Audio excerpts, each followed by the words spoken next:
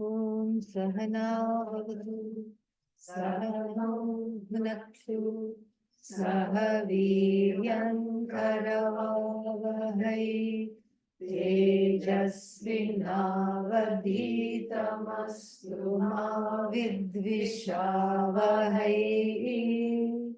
Om Shanti Shanti Shanti.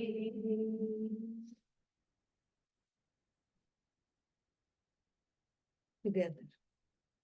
Atastra kirana shantam manmohadaye namaha anantananda krishnaya jaganmangalam taye ahamsmi kada bhavami kada jinnahampriyah Brahmaivahamatasiddham Satchidanandalakshanam Maye Bodeti Chidyomni Jagadandharvapattanam Atoham Nagatam Brahma Sarvajnam Sarvakaranam.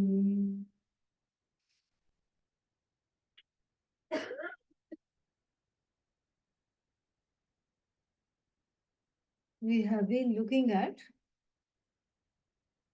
the second verse, talking about the essential nature of Ishvara. Ishvara, if you take and shake, take and shake Ishvara, what will happen? The crown will fall off. Creator of the universe. Gone. And the staff or the scepter which is held, sustainer of the universe, that will also fall off, shaking it. And then any other things which are used to take back the universe, that also falls off. So then, in other words, the whole Maya Shakti falls off. Cognitively, okay, yeah, don't go in. Whole Maya Shakti, which enables Ishvara to have the status of creator, status of sustainer, status of resolver, status of karma phala data, the giver of the results of action. All of them fall off. And then what remains? Abba.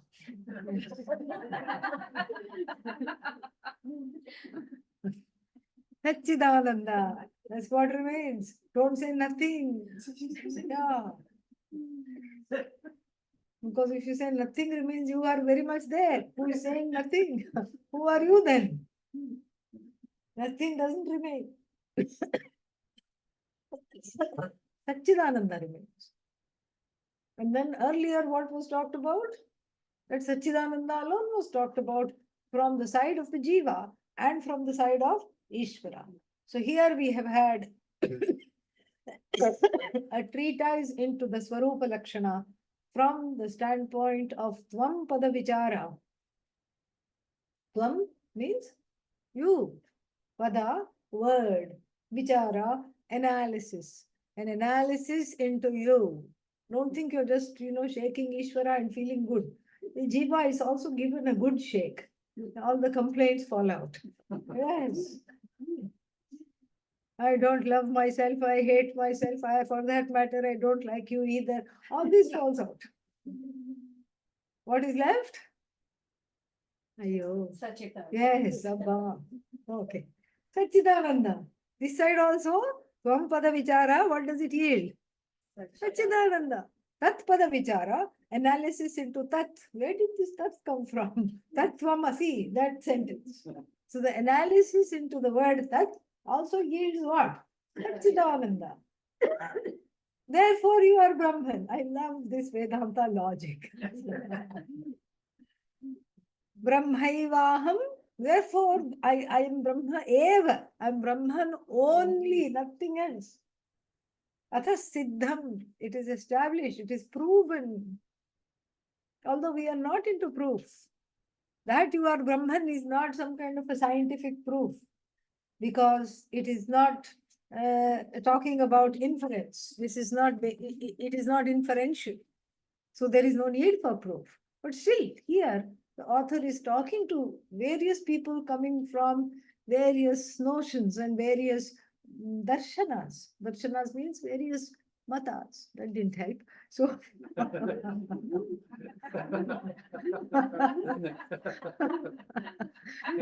so darshana. What is darshana? Mata. What is mata? Darshana. Yeah. Because I don't like the English phrase. Schools of thought. I know it. I know the thing. I know the translation, but I don't want to use that. That is how it is translated. And I really don't care for that translation, schools of thought, because they'll say there are 6 schools of thought. And Vedanta is stuck there, one of the schools of thought. It is not a school. First thing we have to do is school everyone to see that this is not a school of thought. The other things we can accommodate, the other ways of seeing the world, God, and oneself, we can accommodate, if we understand from this standpoint. A point of view is appreciable, appreciated. When the view is understood, you can appreciate a point of view. But if you mistake the point of view for the view, disaster ensues. That's why I don't like to call it school of thoughts. Various ways of looking at things we can see. This is made very clear in the last, chapter of the Karika. Alata Shanti Prakaranam, Mandukya Karika, in the Mandukya Upanishad. Gaudapadacharya, the grand guru of Adi Shankara, makes this abundantly clear. He says, I don't feel like going into the fray and wrestling with the Vainashikas. Some little growth of Vaisheshikas called Vainashikas. And then Vaisheshikas.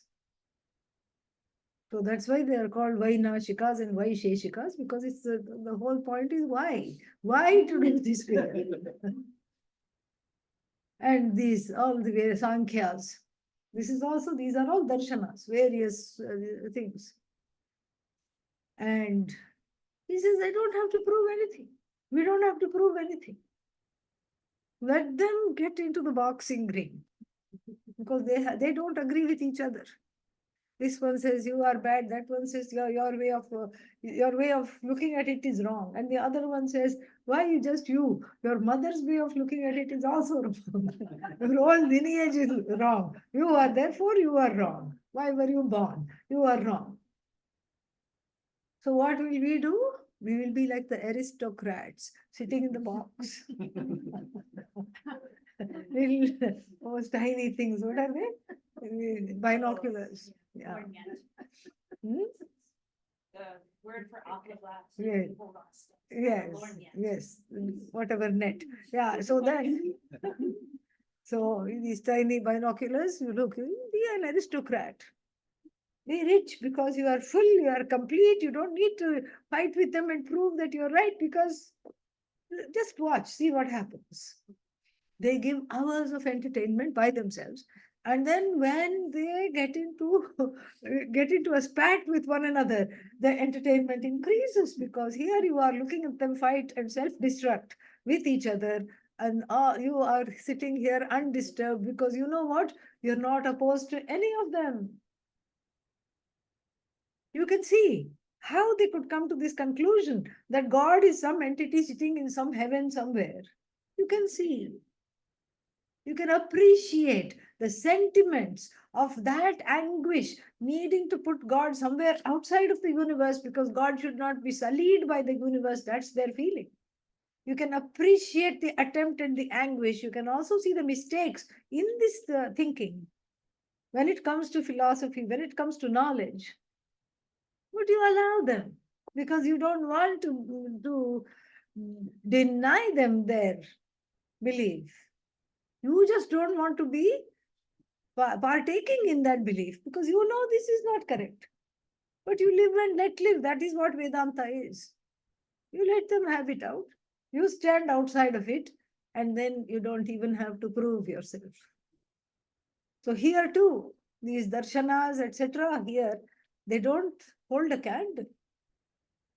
Because really, in all the darshanas, you can summarize them in two ways. One is, some of them say, you are separate from God. Because why? They see what is there. Do you see God anywhere? No. Okay, that means you are separate. Seeing is believing. And then the other ones where that's not quite right. I am part of God.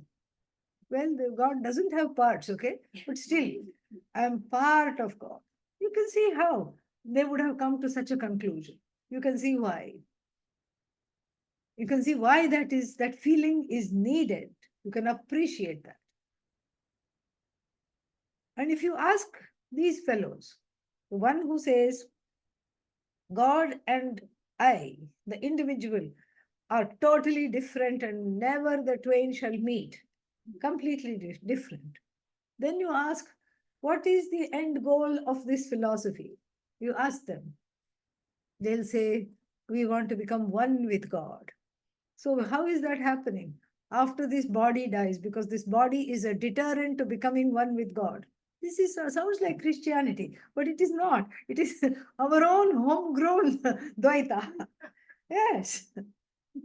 It's our own particular sect. So the body is a deterrent to the union with the infinite. And so for this union to occur, the finite in the form of this body has to drop. A lot of theologies are like this. Whether you talk of Christianity, Judaism, everything, there is that Dvaita is there. Dvaita. And the body is a deterrent because body is what? Subject to sickness. What is God? Not subject to sickness. What is the body? Subject to becoming perishable. What is Bhagavan? Imperishable. So Christianity, Islam, a lot of theologies have this belief. Even the Hindu Dvaita philosophy has the same belief.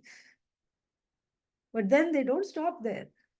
After the body falls, you go to a place where God is.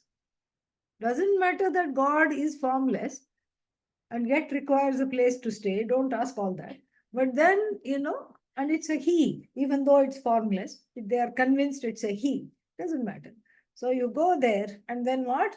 You become one with God. That becoming one is the end goal.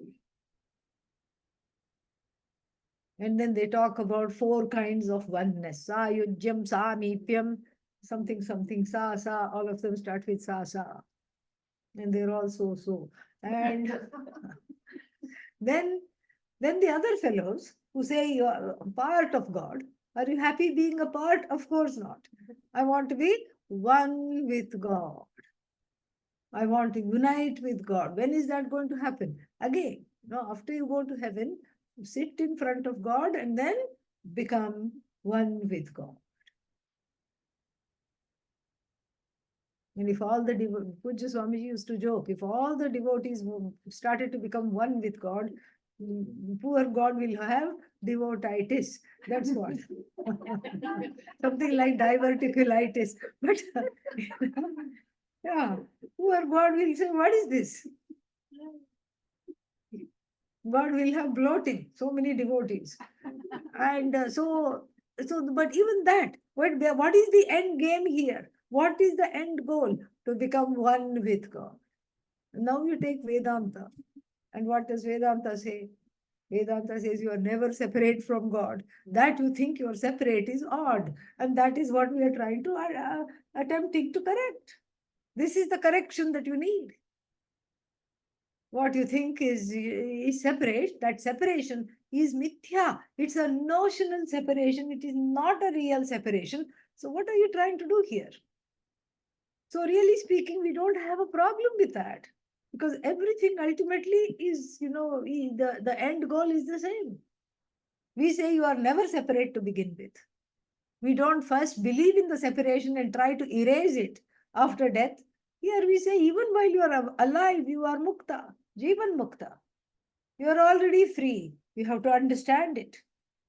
And so this is the oneness at the level of Chaitanya, Shuddha Chaitanya, consciousness that is not at all, as it were, conditioned by the body, mind, sense complex on the Jiva's side, and on the Ishvara's side by great power, great might, and all these things.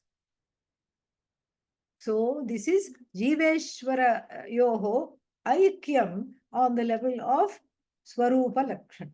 Swarupa Lakshana means the intrinsic definition of the Jiva happens to be the same as the intrinsic definition of Ishvara, gained a knowledge that is gained through cognitively looking at Jiva is equal to Ishvara like a complex equation. An equation is that which in the face of it looks very different. You can't say, 4 plus 5 is equal to 100 minus 1. What? How? This side, single digits, plus sign. The other side, double digits, minus, triple digits, minus sign. How can the two be the same? And you can't say, I believe you, because you are a guru and you said it, because Shastra says it. You have to work it out for yourself. The fourth grader, if he or she is presented, the fourth grade child, if it's presented with this equation, it will have to work it out. How to do this, what to say. So that is what it is. Tvampada vichara is understanding what is invariable in this I. Body, that's not invariable. Bye-bye, cognitively removed. Yeah, please don't have an out-of-body experience when you do this. Not necessary. Cognitively removed. Then mind, variable or invariable? Invariably variable. Yeah. Gone. Senses, variable, gone. Notions, gone. Ahankara, gone. Variable, variable, variable. Then what is left? In the Viveka Chudamani, the student is asked to go through this exercise. The student ends up in a panic attack. He says, hey Guru, I did exactly what you said. I went on the road of elimination. And I'm afraid I have eliminated myself. There is nothing here. Hey Guru, help. I'm having a PA, panic attack. A full-fledged panic attack. Help, help, help. And the Guru says, Guru addresses him as Vidwan, even though he's behaving like a fool. Vidwan means knowledgeable, scholar. Oh, Vidwan, please look deeper. Who is the one that's saying, I have been decimated, I have been eliminated? Who is the one that's saying? Me. So how can you say you are eliminated when you are already here to tell me that you are eliminated? And so, like this, the student is taken hand in hand to the understanding that I am nothing but this Sakshi Chaitanya, this Chaitanya which is in the form of a witness. And why do you say witness? Because we want to extricate this awareness from being mixed up with everything else in the universe. So therefore we say Sakshi. But the Sakshita, the witnessing, is only in relation to something there to be witnessed. In sleep, are you a witness? No, you are witless. Yeah, you know nothing. You know nothing at all. In sleep, you are not a witness of anything. You are not even witnessing sleep. Only in hindsight, you recall sleep. And so therefore, one is Brahman. There is Satchidananda. And on the Ishvara side also, you do the same thing. Cognitively set aside Ishvaratvam, the overlordship, all knowledge, all might, all resources, all vairagya, everything you set aside. Shadaishwarya, the 6 virtues, you set aside. the ability to take back the universe, to project the universe, sustain the universe. All these are virtues. Samarthyam, Samagram Yashas, fame. You Google Bhagavan and see how many, how many hits he will have. And then you Google yourself. See the difference.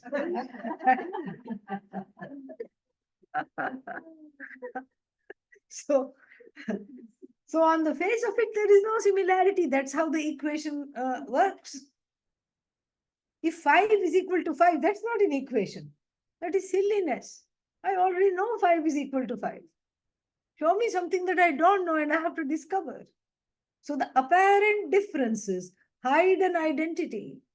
And that hidden identity is what is called Rahasya. Raja Vidya, Raja Guhyam, 9th chapter. That's what in the Bhagavad Gita. That's why it is named, called Rahasya. Rahasyam idam uttamam. Secret knowledge. This is the secret because it is hidden from the casual look that one gives.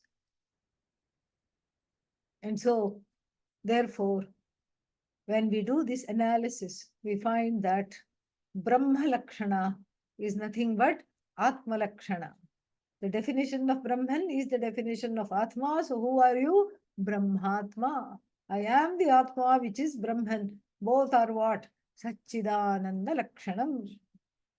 We are defined by Satchidananda. This we have dispensed here with, what is that? Tatastha Swarupa Lakshana. Brahman is known by 2 kinds of definitions. One is an intrinsic definition and the other one is an incidental definition. The intrinsic definition is invariable and does not and cannot change. The incidental definition is variable and meaning it's not intrinsic. It comes and goes. And so the intrinsic definition of Ishvara is what? Satchidananda. And the incidental definition of Ishvara is the creator of the universe, the sustainer of the universe, and the taker-backer of the universe. Resolver of the universe. Incident. How can you say it's incidental? Because the universe is an incident. Okay. Yeah.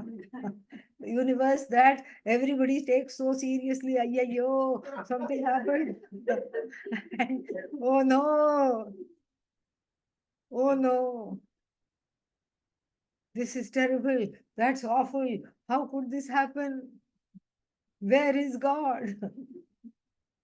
Right there, enjoying the show, okay, that you are putting on. That's all. So this is the universe taken so seriously. It is but an incident. Just happened. That's all. Nobody even remembers what one had for breakfast. That's how the universe is like. Not yesterday, even today, like you have to think, oh, what was that? That's how inconsequential this universe is, really. Why is it inconsequential? Because there are better things to know. It is incidental. We can't call it non-existent because here we are in the universe, starting with our body, mind, sense complex. This is the universe. But at the same time, it doesn't have the final say on the word existence. It does not claim existence. It cannot be called non-existent, yet it cannot claim to be existent. Therefore, it is hanging in the middle appropriately because it leaves everyone hanging in the middle. Like Trishanku. Trishanku was a sage who had done a lot of good deeds. Bhagavan said, go to heaven. And apparently he was rising, going to wherever heaven is. And then Indra was jealous of him and he went, created a downward wind. And the sage was like, oh, what's happening? And the sages on earth said, no, you deserve this honor. They created an upward wind. And this Indra, equal to 100 sages on earth, is pushing him down, and the sages are pushing him up. And so the story goes, he's still somewhere in the middle. In heaven, all right, but in a private heaven called Trishanku Swarga, where he alone is. Don't think he's complaining, because he composed a very nice eulogy of where he is. Aham vrikshasya reriva, kirtif prishtan gireriva, urva pavitro vajineva swamritamasmi. Like this he sings. And he's knowledgeable, he knows. So that's why even if you put him hanging somewhere, he's not going to be complaining. That itself becomes his heaven. Why are we talking about Trishanku? There is a connection. So the whole universe here has a second, the second iteration, in the sense of neither existent nor non-existent. What is the first iteration? Taking everything seriously. Because I touch it, it must exist. In fact, that's not Vedantic thinking at all. Because I can objectify it, it doesn't exist. Yeah, that is where we have to start going now. The only thing we saw in the last verse, the only thing that is really existent is me, which cannot be objectified. So anything that I can touch, anything that I can objectify, it has an iffy existence.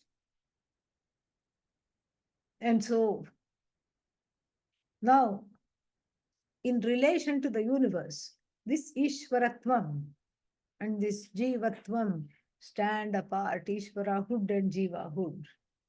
Ishvara creates whole universe. What can you create? Confusion. That's all. Yeah. Nothing other than confusion. The divide seems huge. And even the Upanishad does not try to attempt to make a direct correlation between Jiva and Ishvara, because there are, like that 5 plus 4 and 100 minus 1, there are certain operations needing to be conducted. Directly, there is differences. Indirectly, Lakshanataya, through this operation of Lakshana, definition. Because the Vachyartha, the direct meaning of Ishvara and Jiva, stand in opposition. One is creator, another is created. One doesn't complain, the other one complains. One is objective, the other one is subjective. One is knowledgeable, all knowledge.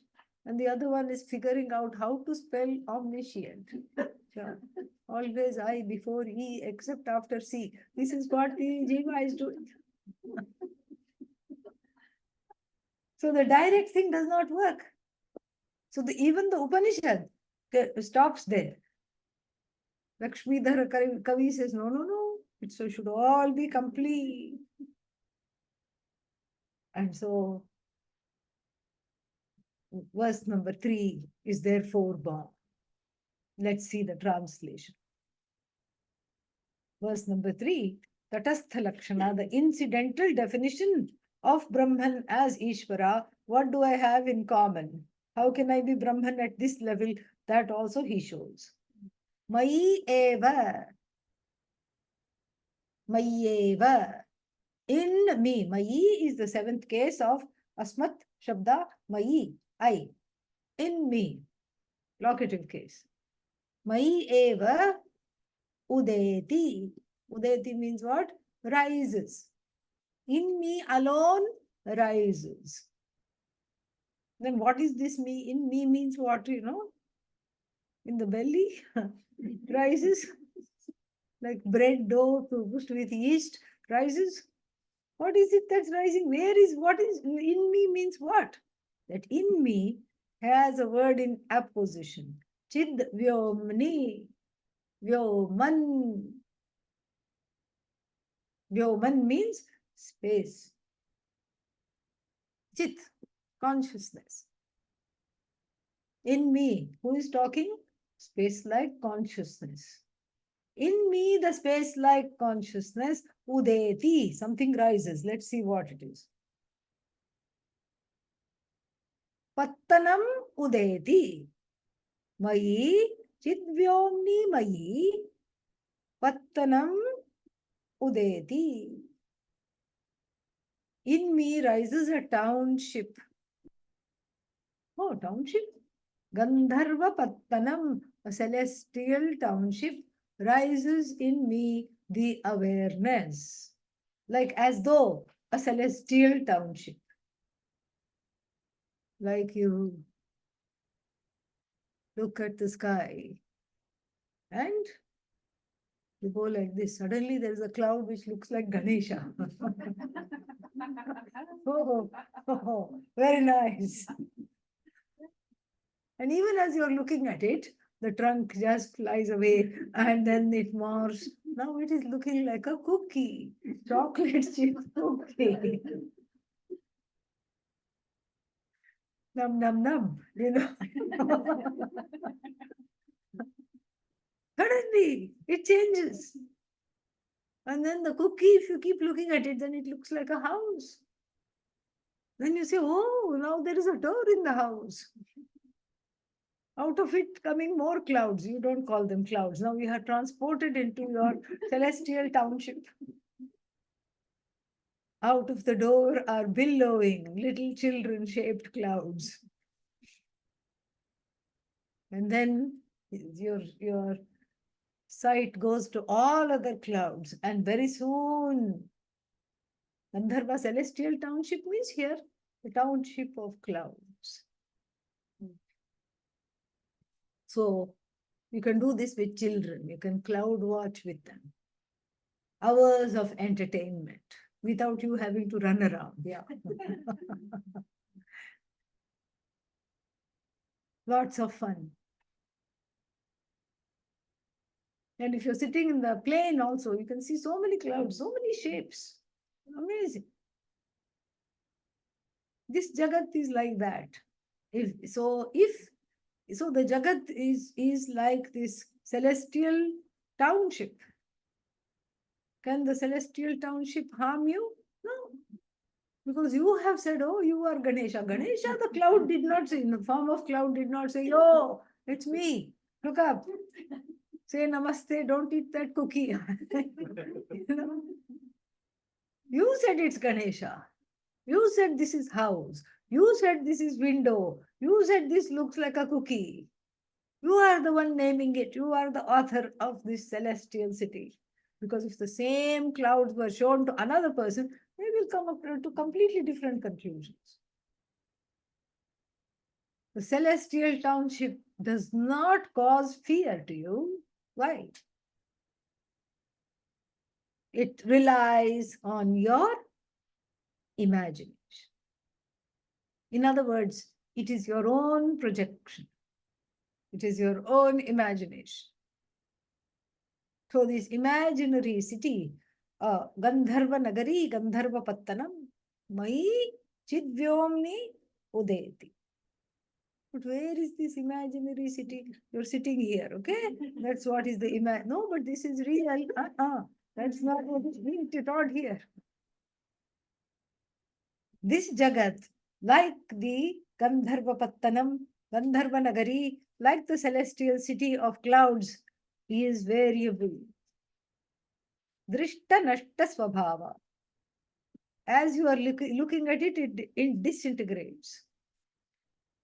Everything disintegrates, starting with one's own body. Yeah. Up till yesterday, one person came to me and said, up till yesterday I was fine. Today I have high blood pressure. I said, when was the last time you checked? 1 year ago. That is a show. But I was fine up till yesterday. Well, things change. Even if that is true, things change.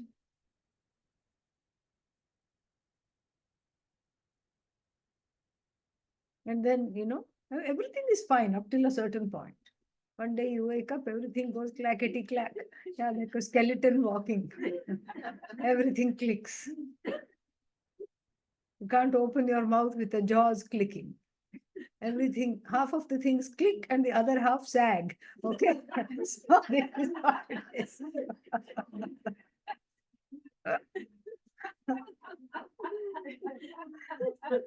That's what it is. A baggy, saggy feeling. This is what it is. This is what the body is. And then this is, it is changing all the time. 1 minute, one way, another minute, another way. Up to 40, you eat the food. After that, the food starts eating into you. Gluten free. Then what? I can't eat rice also. Grain free. Next one. Yeah. Grain free. And you're already vegetarian, vegan, whatever else you can be, you're already that. Meat free, fish free. Not fish fry, fish free. Okay. Yeah. Fish free, meat free, gluten free, grain free, sugar free. Don't forget. Sugar free. Okay. Salt free. You can have salt without salt. Yeah. Some artificial salt. For heart patients and all, it is there. And then they say, don't take too much of it, then it will affect the potassium and it will affect this and that and all these things. So you shake the non-salt. Cholesterol free. What else is left? Dairy free. Yeah. Vegan, I already said. Dairy free. Yeah. Huh? Said flavor. Yeah, taste free. Finally, taste free. Yeah, it's like eating soaked cardboard. Anything that you eat. Yeah.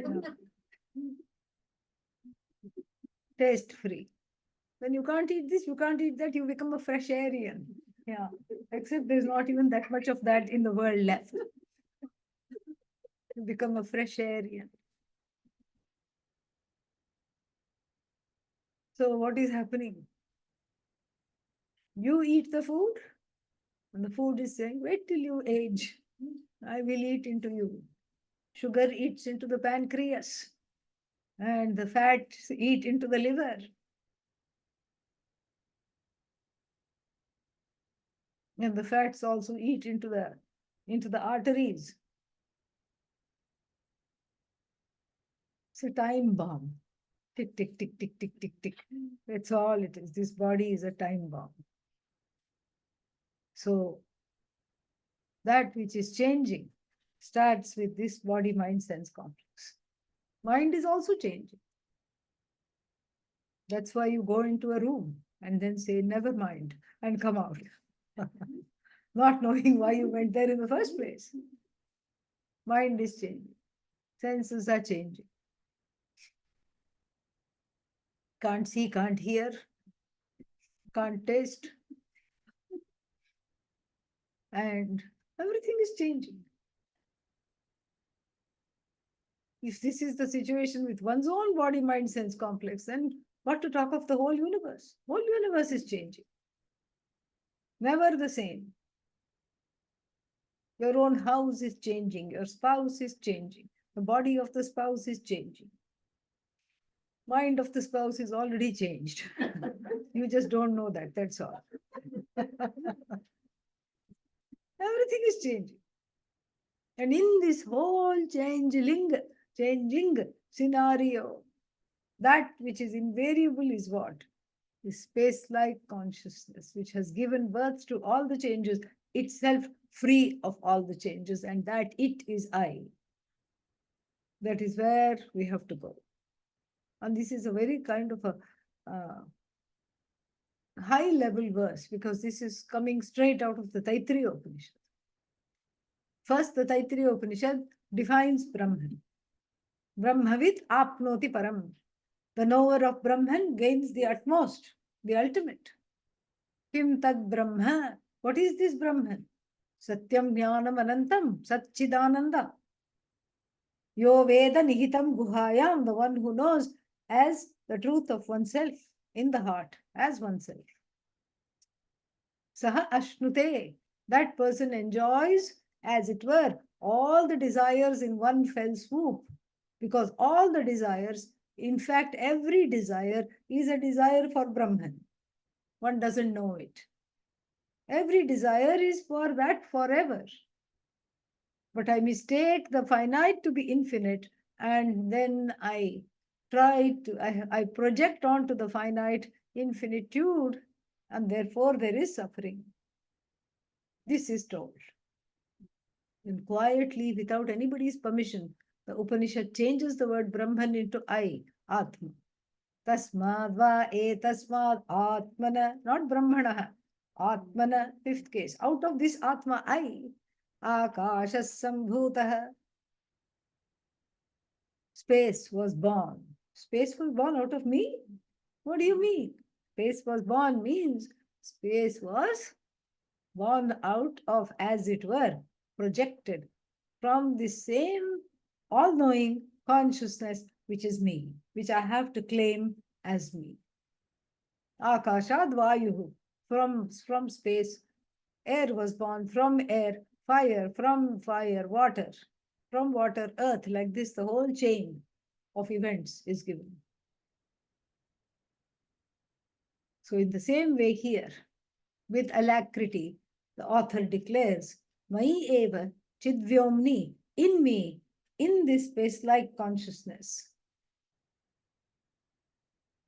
Udayati rises. This whole universe, which has as much reality when compared to me, the space-like consciousness, this universe has as much reality as a celestial city made up of clouds, a child's pastime. You can imagine two people having it out, fisticuffs. And you can imagine two people being friendly, going for a walk. All these things are possible. In that jagat of the sky jagat of clouds, and in this jagat also, same thing is possible. Same thing is happening. Ataha, therefore what? Katham aham na brahma. How can I not be Brahman? Don't say, let me show you the ways. No, this is a rhetorical question. Let me show you the ways this is possible. Don't say that. It's a rhetorical question. Aksheparthe kim, not prashnarthe. There are two kinds of questions. Aksheparthe means it is a rhetorical question. It's a challenge to you, meaning it's not possible. How can you not be Brahman? Because why? He has the force of the Upanishad. Everything is rising. Rising also means what? Setting. Whatever rises has to set. Mai chidvyomni udeti. Mai chidvyomni astameti. In me, the whole city, the whole universe rises. And in me, the whole universe comes to set. Two kinds of projections are being talked about. One at the macro level of the universe as a projection of that consciousness, awareness, which we say Ishvara. Equipped with that power of Maya, the projection takes place. And then what else is there? There is the micro power. Even if you say it's very difficult to see myself as consciousness, still there is a micro power. What is the micro power? The micro power is your own little Shakti, keeping your own little universe going. As the waker, I uphold the Jagrit Prapancha. The waking world is coming along with the waker. The waking world is non-separate from the waker. This we have to understand. When the waker wakes up, the world also wakes up. You stretch, the world also stretches. Because in sleep, you are not relating to anything. You are dead to the world is dead to you. When you wake up, the world also wakes up. Why? Because the world needs you to cognize it. We have seen this. The world needs you as that consciousness, as that self-lit consciousness, self-effulgent, self-evident I cognizes the universe. The dead, inert universe needs you to cognize it. So it's waiting for you to wake up so that it can also wake up as soon as you say, coffee, where are you? Yeah. Stupid alarm clock, shut up. See? Yeah. Alarm clock now has woken up. You thought the alarm clock is waking you up, but actually you are waking it up. And then you just, drag yourself to the kitchen and some brew is there, tea or coffee, that is woken up. Then you drag yourself to the front door. If people are still reading newspapers, that is there. Then you wake up. And then people are fond of saying, I woke up to the news. No, the news woke up to you. You didn't wake up to the news. No, but I wasn't there. Some part of the world, such a big earthquake took place. Says who? You, the cognizer of the earthquake, right now, right here. And so, the Jagrit Prapancha, the waker, is along with the waking world. The waker has to relate to the waking world. And the waker is Karta, the waker is Bhokta, the waker is the doer, the waker is the experiencer in this waking world. So the waker is not in a vacuum. The waker is in relation to the waking world is called the waker. The waking world and waker are one and the same. So when we say waking world, what is that? The macro projection of Ishvara. And the waker is throwing their own micro projections upon the waking world, which is free of projections. It is just a fact. And on that, I have my own projections. Then, as the dreamer, I uphold the Swapna Prapancha. We've seen this in detail, so I can go a little faster. As the dreamer, I uphold what is called the dream Prapancha, the dream world. And as the sleeper, I swallow up all the prapanchas. Neither is there the Sukshma Prapancha of the dream, subtle Prapancha is not there, Sthula Prapancha of the waking is not there. All of them are swallowed. Mai eva astameti, mai udeti. And in another place, the same verbs are used. Dridrishya viveka, third or fourth verse. No deti, na astameti. It neither rises nor does it set. Bhasati ekadha chitihi, that which shines the same in all situations. That is me. That is Chidvyoman. That is that space-like consciousness that does not rise, does not set, but in it rises the whole universe, and the whole universe comes to rest. In which consciousness? And what is Brahman? Same thing. Tatastha lakshana. Tate tishtati iti tatastha. There is one sutra, supi, stha. You can add stha to make the noun, like staying somewhere. Grihastha, grihe tishtati, householder. Except in Sanskrit, it means staying at home. Nobody stays at home, but still everybody is out of the house all the time. So, but still, grihastha. You're supposed to stay at home and look after things.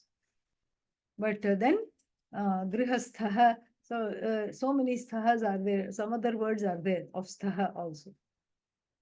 And here, tatastha. derives from a example, a riverine example. You are going in the boat in Varanasi.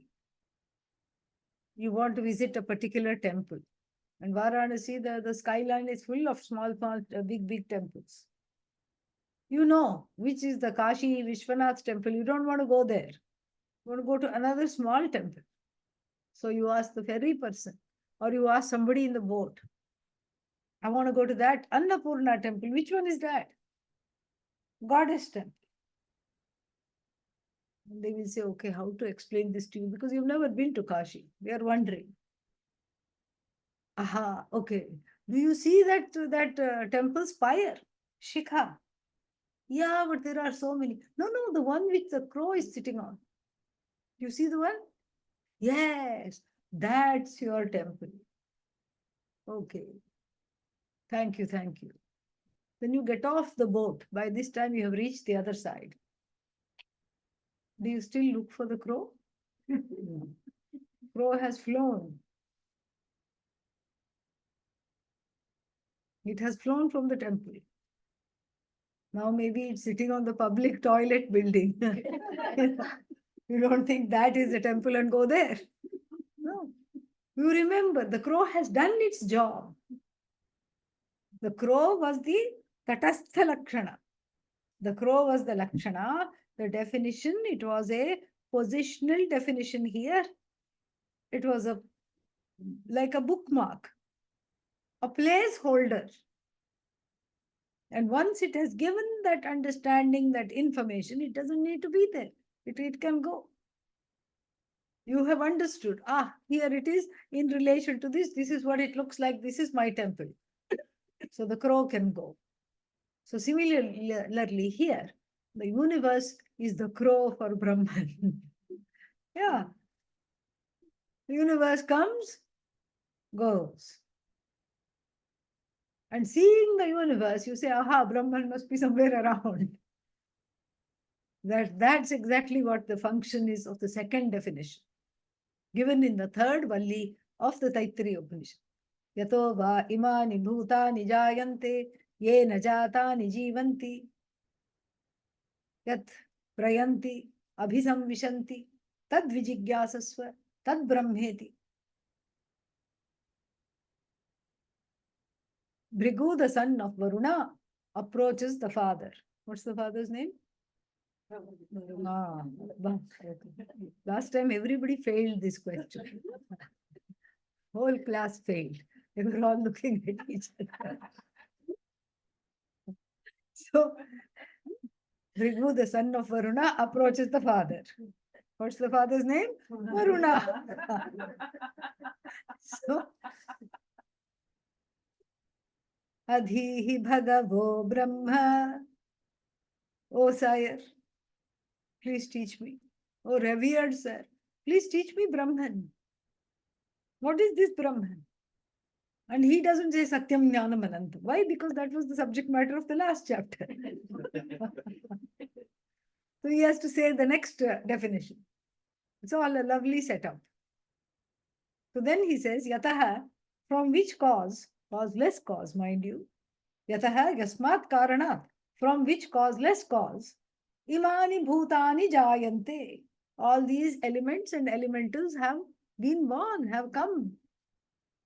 By which causeless cause these beings are sustained, and to which causeless cause these beings resolve. That is Brahman, without which the universe cannot be. Go find out. I think Mrs. Varuna must have been a great cook because Bhrigu turned out to be a foodie. Yeah. So he meditates. Aha, I got it. Goes back to the father. Annam brahmeti vyajanat. He said, yeah, without food, there is no universe. Without food, beings don't survive. Without food, everyone dies. Out of food, beings are born. You are born because your parents ate food. That's how you're born. True it is. Otherwise, you won't be here if they were starving. They ate food, that's why you are born. Sustained by food you are. And unto food you go back. In fact, even while you're alive, as I told you, the food starts to claim you part by part.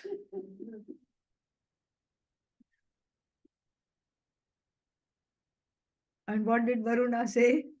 Wrong. Go back. So like this, the third chapter is talking about the Tatastha Lakshana. And here too, the third verse, very interesting. Yeah, talks about Tatastha Lakshana. Atoham na katham Brahman. How can I not be Brahman? And what is this Brahman?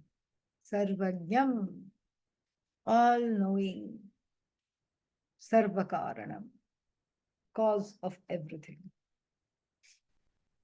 Up till now, I was ready to play with you. Jagrat Prapancha, Swapna Prapancha, new words I learned. And yes, I was ready to play with you. But that is where you have lost me when you say Sarvagya. And then not only Sarvagya, Sarvakarana, the cause of everything. How can I be the cause of everything? No, you can't. As long as you sit, as long as the I sits in this place of disempowerment by identifying with everything incidental, then it will never be able to claim this definition as itself.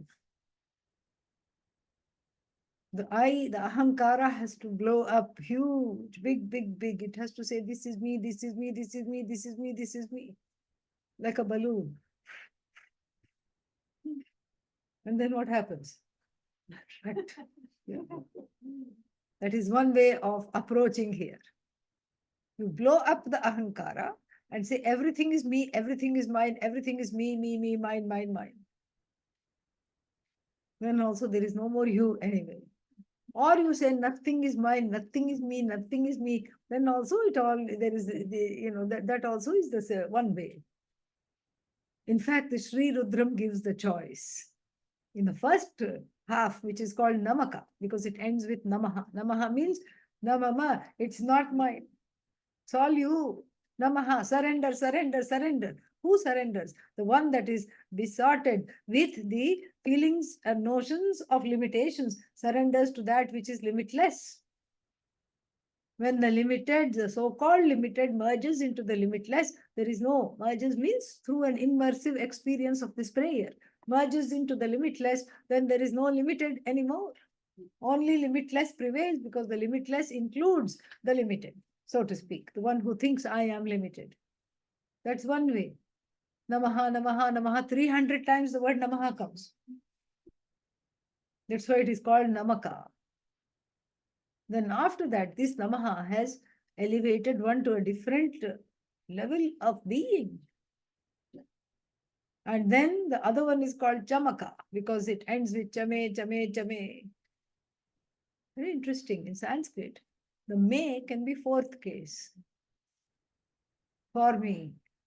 Let this be there for me. And many items are mentioned. Half of them you don't know the meaning of. And then the other half, when you do know the meaning, you don't want them anywhere near you. There are so many vague items are mentioned. So therefore, it's not let there be for me. Should be taken as sixth case, which is also me, mama. It's already mine. It's non-separate from me. It's all me. It's me. It's mine. It's me. So this way, the ahankara has to be walked over from identifying with this body, mind, sense complex to seeing that it is untethered to identifying with the whole. Then it is sarvagya. Then it is sarvakara. This is not new age philosophy. New age philosophy, then everybody starts feeling guilty. I caused this. How can you cause? How can you cause this? You did not cause this. You meaning the one that's identified with the body, mind, sense complex. And then there is a pressure. I have to manifest. You don't have to manifest anything, okay? Yes. De-manifest these thoughts, please. Yeah. because they are not of much use. There's nothing to manifest. Nasvatah pratyabhijnanat Nasvatah pratyabhijnanam niramshatvan nachanyatah niramshatvan nachanyatah nachashraya vinashanme. nachashraya vinashante What is the last line? Vinashasyadanashrayat. Vinashasyadanashrayat. Fourth verse. Here it is. So it's a very tight reasoning and division, and the segue from one verse to another set of verses, very, very beautiful. So first the setup was done. Then we have the two definitions of Brahman, which is oneself, the definitions of oneself indeed. And then as what? Satyam Jnanam Anantam or Sat Chit Anand. So now the Sat aspect is taken up in verses 4 and 5, I believe. And what kind of a Sat it is? Nityam Sat. That which is not subject to destruction. And the destruction, very interesting. The destruction also has been very nicely studied in the Shastra. Destruction, it can be from three sources. One, it self-destructs. Second, something else attacks it and it destructs. And so one is self-destruct. What is that verse? Nasvatah, self-destruction, swatah, pratyabhijnanat, niramshatvatna anyatah. And then the third one is ashraya vinashat vinashtihi. So when the support system is gone, then what? The destruction of the support system is the destruction of the entity which is leaning on that for support. Three sources of destruction are talked about, and each one is negated for the I, which is this space-like consciousness. And so here the Sat Tattva or the Sat principle, existence, is talked about in detail in verses number 4 and 5. We'll see tomorrow.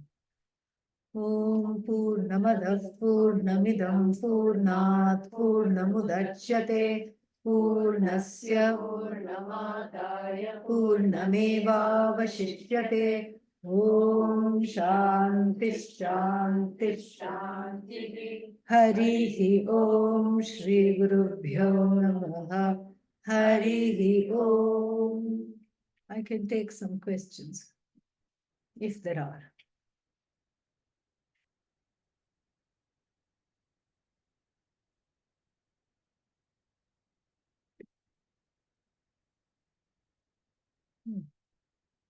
So yesterday you were talking about the subtle body during sleep, Yeah, and you said that it goes, so I wondered where. it travels, in the subtle universe. Subtle body, yeah. In death, it travels. In sleep, it travels because it takes the memory and everything. Travels means as though it's not going anywhere. And it brings forth the memories and desires and constructs. It travels in the dream, prapancha, in the dream world, it travels. Yeah.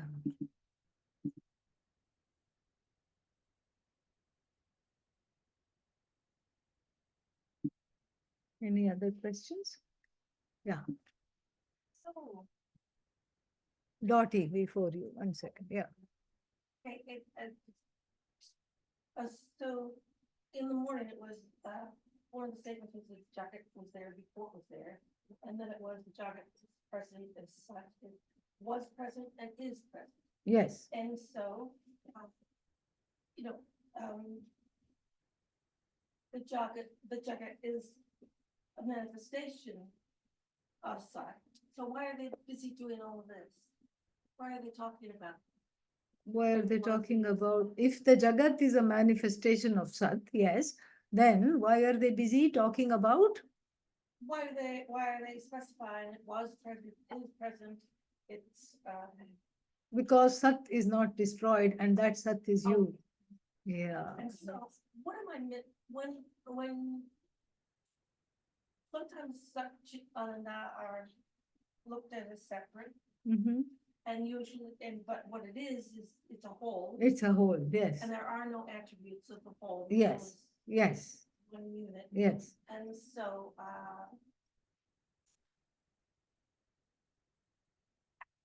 so what Satchidananda means to me is a consciousness that has, that in its essence is also all the other parts, Yes, Not of course. Yeah. but it has the, Sat is Chit, Chit is Ananda.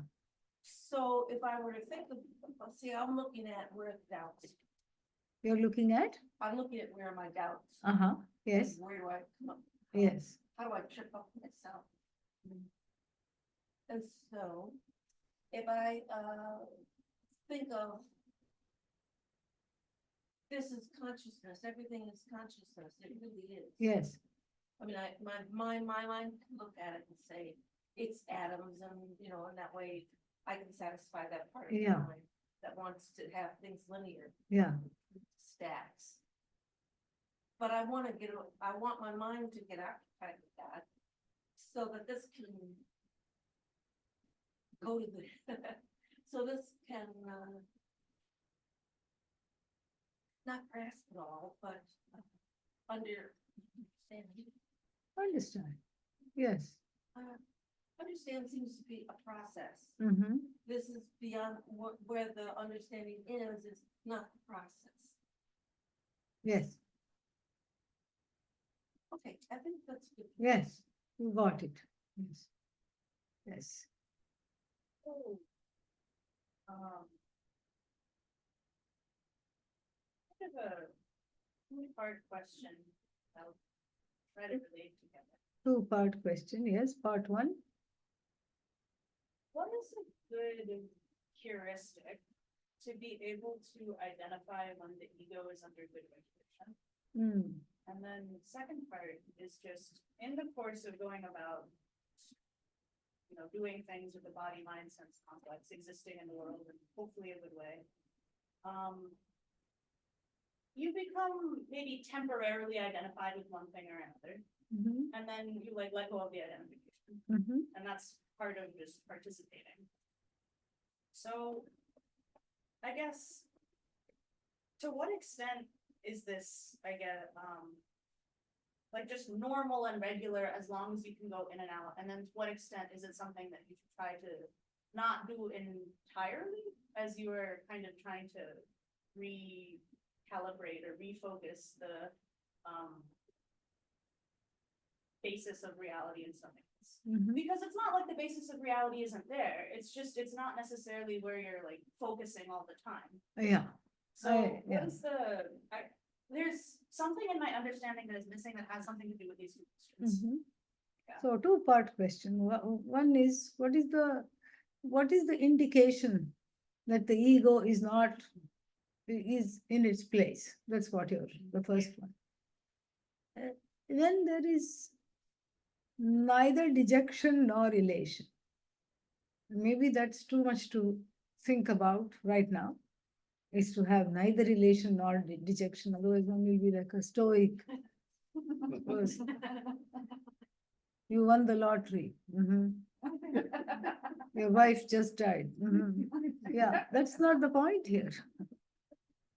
So, neither elation, na hrishyati, na kankshati, na hrishyati, na shochati. Bhagavad Gita says. So, that cannot be taken literally, but it's more in the sense of what happens in the vritti, the mental framework. There is no owning up of the praise, and there is no owning up of the blame either. We are very good at owning up the praise and rejecting the blame. So does that mean I'm halfway, quote unquote, enlightened? No. The selective owning up is natural. So whenever there is praise or whenever there's a conducive situation, when the ahankara is, doing a little happy dance, then that itself shows, that there is a change. There can be a change. The change is not the problem. I identifying with the change is the problem. So when I identify with elation, when I rise, hit the ceiling, and then what? The doldrums come, somebody says something, and then I have a long way to fall. So that is the heuristic. To see that there, to be in the Sakshi Bhava, to see that, yes, there is elation. And I'm feeling exceedingly happy right now. Uh-oh, yeah.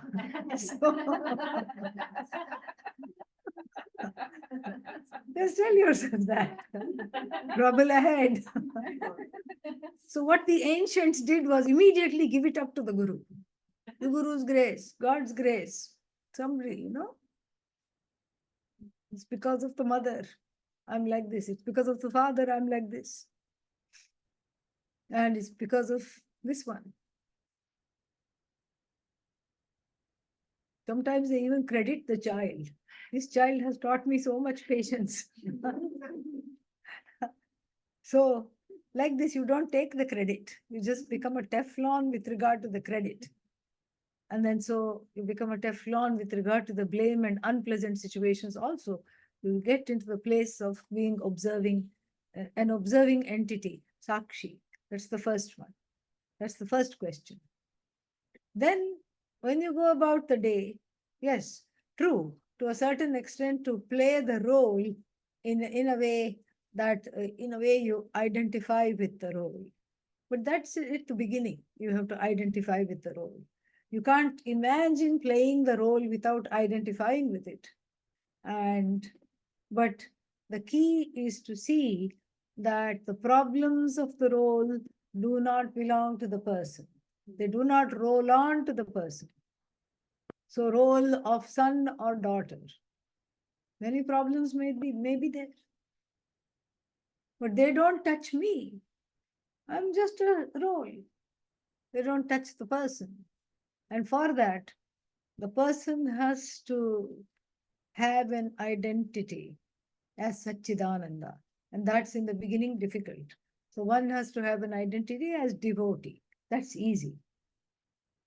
So when the devotee I pervades the roles, then there is not much the roles can do to overpower me. Does that make sense? I'll just have to Think. let it percolate that. Yes, let it percolate. Any other questions? Okay, where are those chocolates?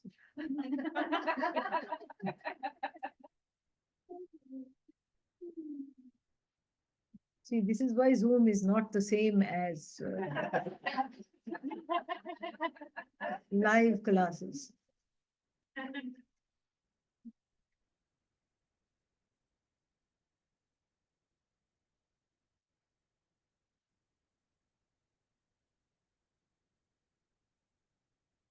Thank you so many, Ji. Thank you, Vasanti. Nice that you are there.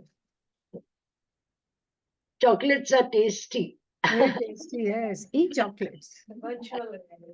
Yes.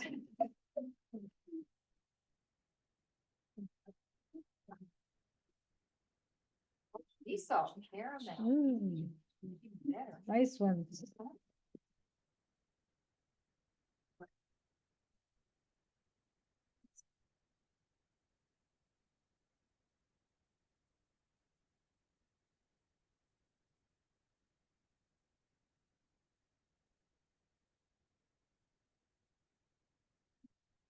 One minute.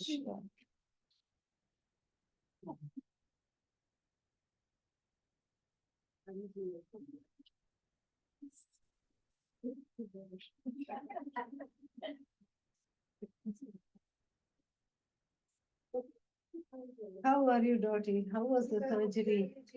Surgery went well? Yeah. Everything is fine. And continuing. Good. Yeah. Wonderful.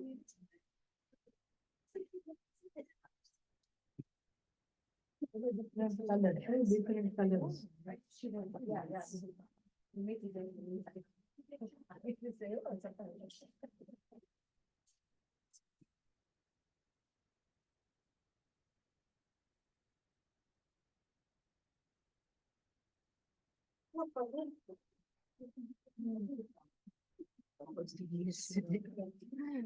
Very nice, beautiful. Azaleas. Yeah, very pretty. How to make it last? Fridge. Keep it in the fridge. Keep it in the fridge. Beautiful. Smell the rose. Mm.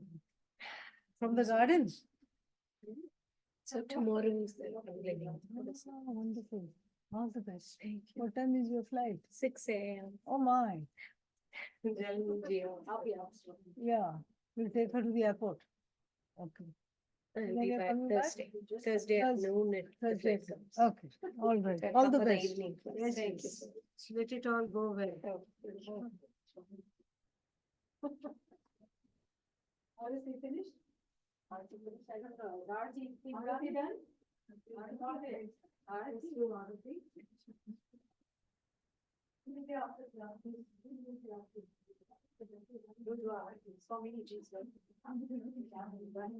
Take care of this.